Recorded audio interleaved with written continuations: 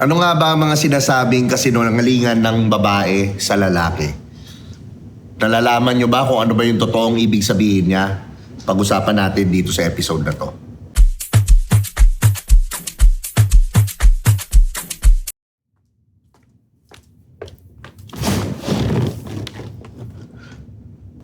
Kamusta? Ako si Tio Bray. Welcome to Do You Think, ang podcast about self-improvement. At kung gusto mo naman tong podcast na to, mag-subscribe ka na dito sa channel para maka 100,000 subscribers tayo. Available din tayo sa Spotify at syempre, pwede kayong mag-rate, pwede kayong mag-comment. Maraming salamat sa Tritone Studios at Tritone Entertainment. Today, pag-uusapan natin ang 10 pahayag na madalas lumabas kapag hindi kayang sabihin ang buong totoo. At paano tayo sasagot bilang lalaki na may lakas at may lambing? Siyempre, hindi ito atake sa kababaihan. Hindi rin ito para manisi. Ito ay para ma-decode natin ang ibig sabihin sa likod ng mga salita, para gumaan ang usapan at para lumalim ang respeto sa relasyon. Ang goal natin, clarity over drama. Kasi kapag malinaw, mas may freedom, mas may abundance, mas may love. Bago ang listahan, ibibigay ko ang paborito kong 4 na hakbang. Ang tawag dito ay CALM. C-A-L-M.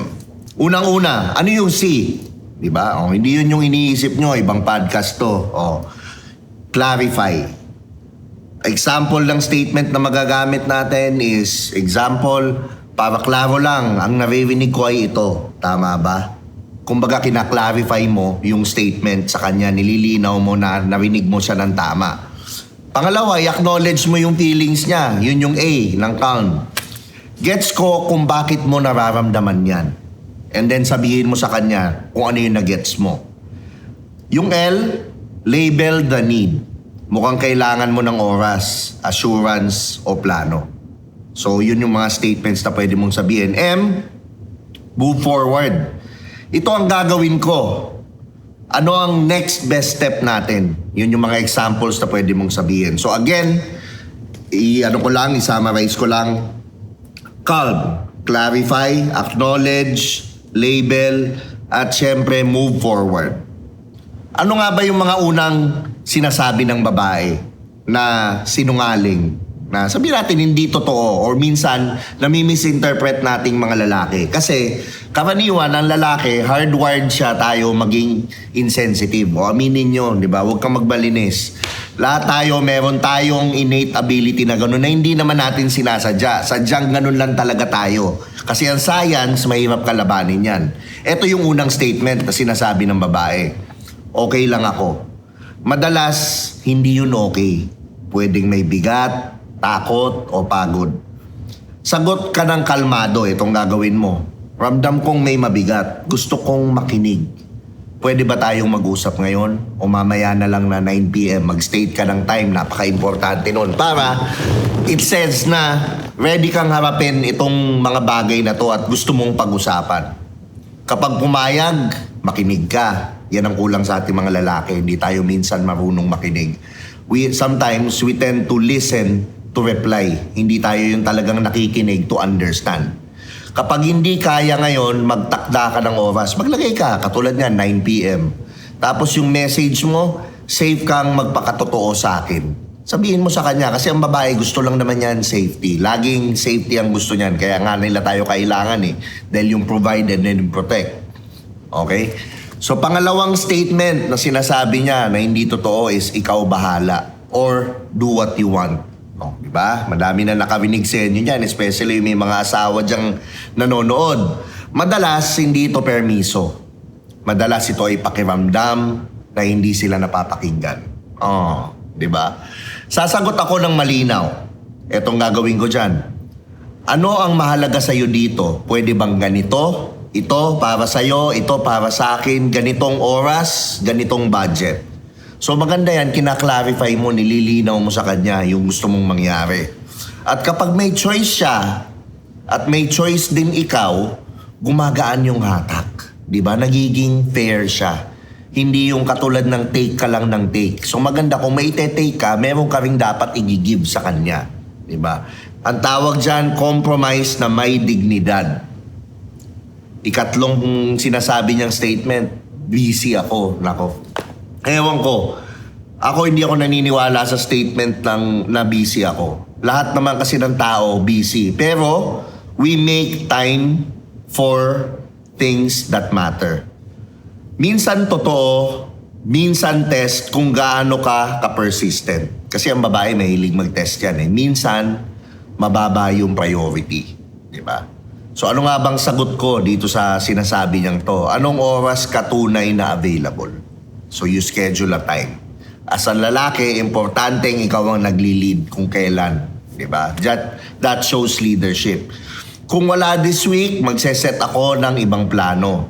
Sabihin mo kung kailan ka free at tatapatan ko yun or maybe ako na lang mag-a-adjust sa schedule mo.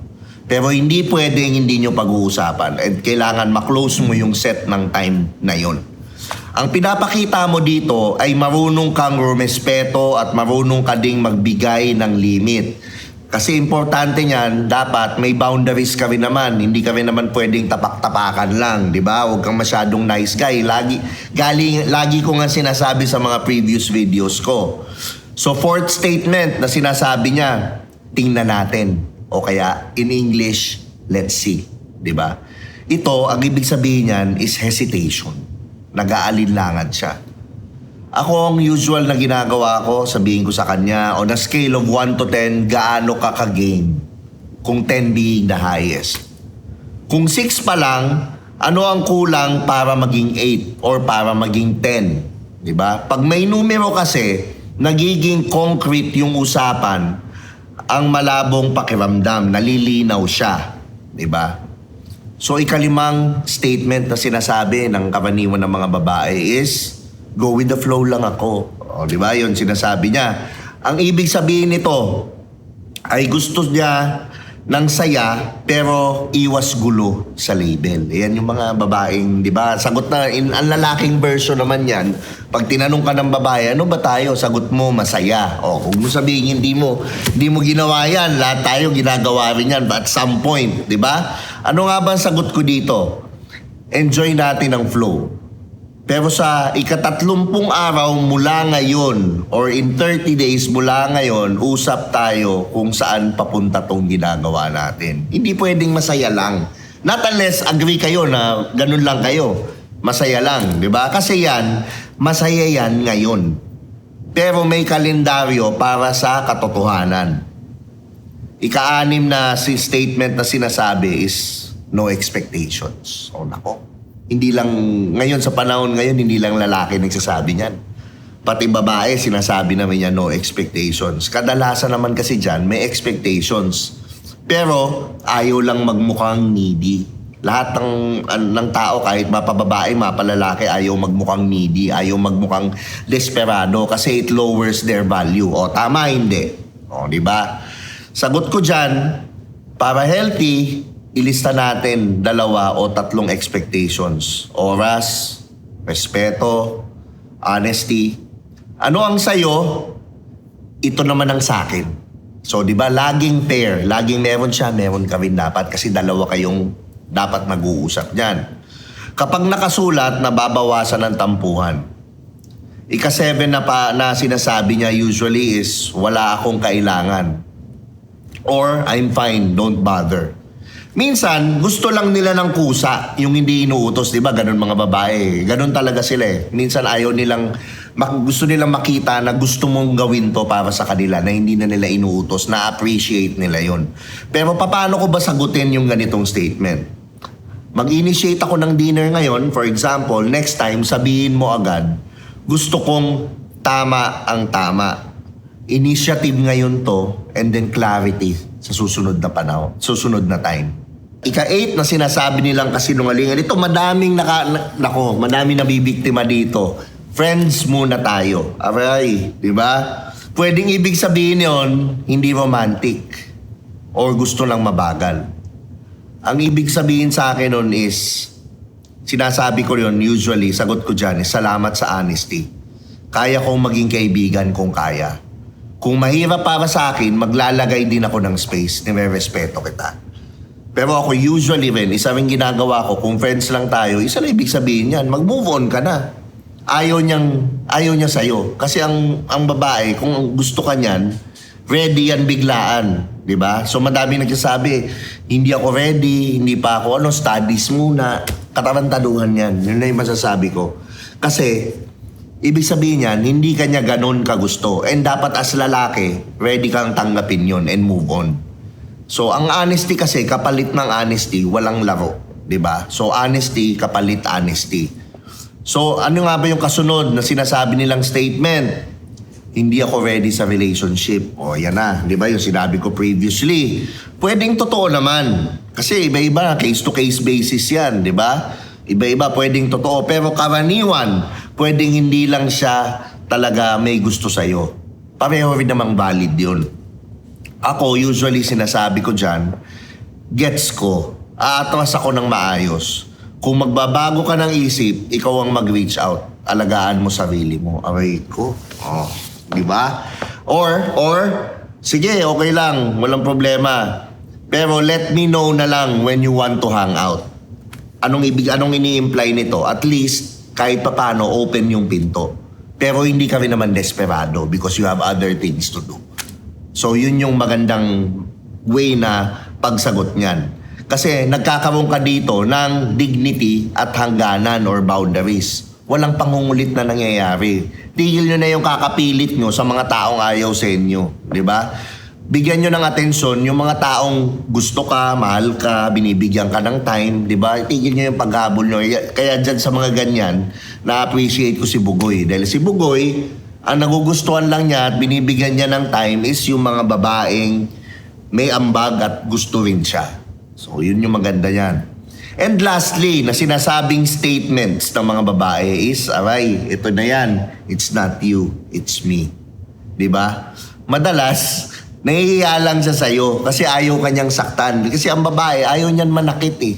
Gusto ng mga babae, usually, mabait sila. Diba? So, yung it's not you, it's me, ibig sabihin yan, isa rin yan, ayaw kanya. Pero hindi niya lang masabi ng diretso kasi nga masasaktan ka. Ako naman, ang sinasagot ko dito, magpapasalamat ako sa kanya, wala akong sama ng loob. I wish you well, and magfo-focus lang muna ako sa buhay ko. Diba? Itong bitaw na to kasi may respeto. Yung dignidad mo, intact siya. Diba? Yun ang pinaka-importante sa lalaki. Ngayong na-decode na natin ang 10 pahayag, linawin natin ang red at green flags. Ang green flags, malinaw ang schedule, consistent ang follow-through, may specific na hinihiling tulad ng pwede ka ba ng Friday 7 p.m. sa ganitong lugar. Yun ang green flags. Ito yung mga red flags naman ngayon. Yung puro vagueness. Vague meaning, vague, malawak siya, hindi siya malinaw. Diba? Walang action na pinapakita, paulit-ulit na sorry at walang pagbabago. At ikaw lang lagi ang nag-a-adjust. Yan, red flag yan. Tandaan mo, words are just promises. Actions are proof. Kasi usually sa babae, hindi naman talaga nila alam yung gusto nila eh. Yung sinasabi nila, hindi mo pwedeng i-trust yun. Ang dapat na tinitingnan mo sa babae is yung behavior niya towards you. Example yan, perfect example. Gusto ng babae, nagdadasal yan. Gusto ko yung nice guy, yung aasikasuhin ako, magiging mabait sa akin, makikinig sa akin. Pero tingnan nyo naman yung ginawa ng mga babae. Ilan na yung pinadala ni God na ganun sa kanila. Pero ginagawa nila, pine-friend zone lang nila. Sino nagugustuhan nila? Yung bad boy. Yung hindi sila gusto. Yung babaero. Yung ano. Pero there's nothing wrong about it. Yun talaga yung gusto ng babae. Usually, pero yun kasi yung mabababang uri ng babae. Pero yung babaeng nahil niya yung mga trauma niya, nahil niya yung naayos niya yung pagkatao niya, hindi yan magsesettle sa lalaking hindi niya alam yung gusto niya at hindi malinaw yung direksyon.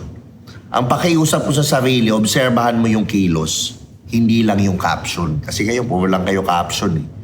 Ngayon, mga simpleng daily habits para ang usapan ay laging gumagaan. Una, weekly 20-minute check-in. 3 tanong lang. Ano ang gumana? Ano ang dapat ayusin? At ano ang plano sa susunod na 7 araw? Secondly, 1 honest sentence a day. Minsan, isang pangungusap lang ang nagpapahinto ng isang linggong tampuhan. Ikatlo, yung boundaries mo, i-clear mo. Hindi ako available after ng ganitong oras. Magre-reply ako bukas. So, lagyan mo ng ganon. Di ba? Papogi ka ng kaunti. Ikaapat, ito repair ritual to. Feel, facts, forward. Feel. Okay, sample statement ng feel. Nasaktan ako kasi naramdaman kong naisantabi ko yung blank, blank, blank. Diba? Facts. Ang nangyari, dalawa ang nag-cancel ng plano natin. Mag-state ka ng mga facts kung ano pa yung mga facts na totoo. Forward. Next time kung hindi kaya, sabihin ng mas maaga at mag-set tayo ng date na kapalit. Di at least malinaw, may boundaries. Sa akin, ito ang paraan para ang problema ay maging project, hindi labanan. Kung gusto mo ng freedom, abundance, at love, piliin mo ang clarity. Clarity beats chemistry. Small truth daily equals big trust long term. Kung mahal mo, gawing madali ang katotohanan. At kung mahal mo rin ang sarili mo, piliin mong magsalita ng malinaw kahit hindi komportable. Dahil doon nagsisimula ang tunay na kalayaan. Bago tayo magtiis, piliin mo ang isang pahayag na narinig mo madalas at ihanda mo ang sagot gamit ang calm. Again, yung calm, clarify, acknowledge, label the need, and move forward. Diba? Kung nagustuhan nyo naman ng itong content na to, mag-subscribe kayo dito sa channel na to, mag-comment kayo. I-comment nyo yung mga usual statements na naririnig nyo. Tulungan nyo mag 100,000 to, and at the same time, pwede rin kayo mag-follow sa Spotify. Diba? Isulat mo to, i-practice mo, at sa susunod na sandali, gamitin mo. Ako nga pala si Theo Fry, ang host ng Do You Think, ang podcast ng self-improvement, decode, respect, clarity.